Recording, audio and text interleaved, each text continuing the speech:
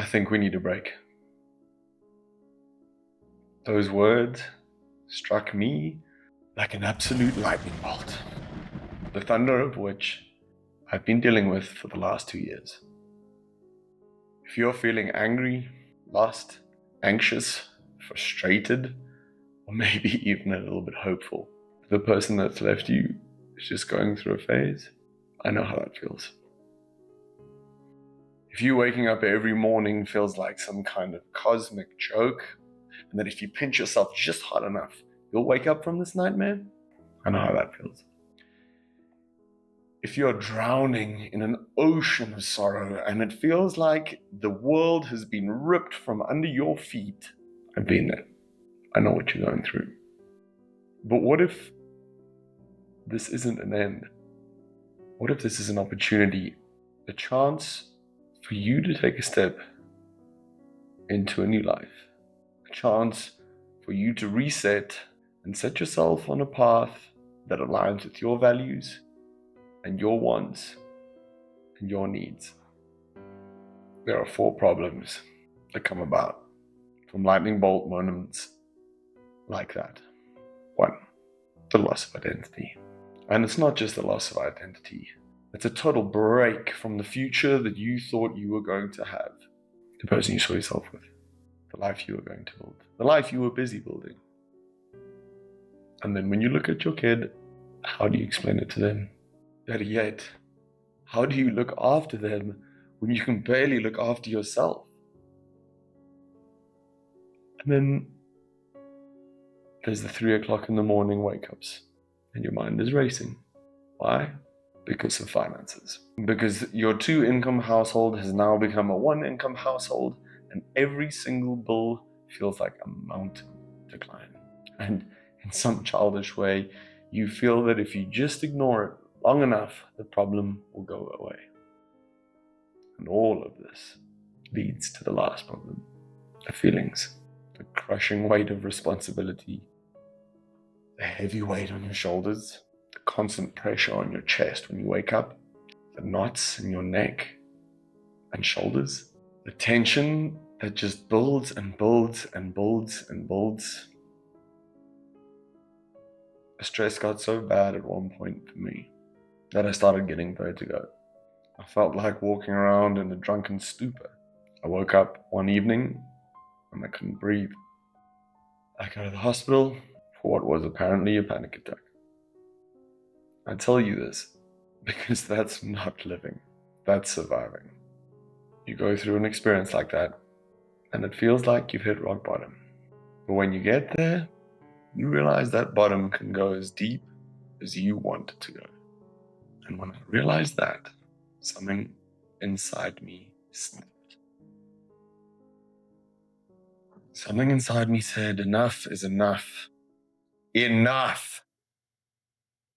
She didn't know what she wanted, but I sure as hell knew I didn't want any more of this.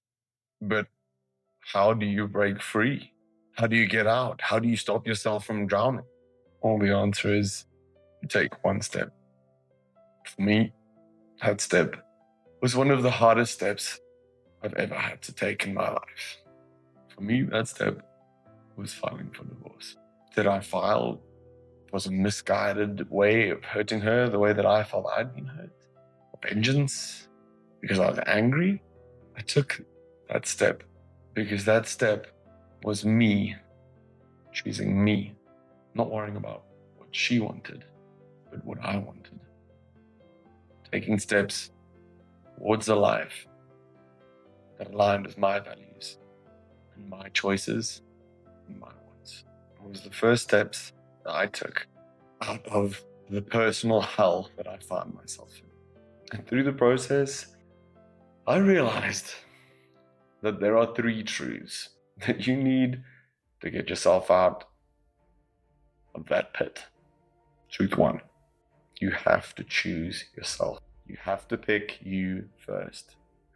There's a reason in the airline's safety instructions that they say that in a loss of cabin pressure, take the mask, pull it down, and place it over your mouth first before helping anyone else. And that reason is, if you're not helping yourself, there is no way you are helping anyone else. That goes for you, your parents, your children, or your pets. If you don't take care of you, no one's coming to help. Truth two. Focus on one thing. For me, that focus was what are the legal steps I need to take to start the divorce. But on many days, that one thing was just getting out of bed. Find one thing and get it done. Then pick the next. And once that's done, how do you consider the future when your current present feels like an absolute mess? The way you deal with that is by focusing on tomorrow, and only tomorrow. There is nothing past tomorrow. In timeless words of Oogway from Kung Fu Panda, yesterday is history, tomorrow is a mystery, but today is a gift. And that is why they call it the present. You can't control what's coming tomorrow. You can control what you do next. Trust the process, and the results will take care of themselves.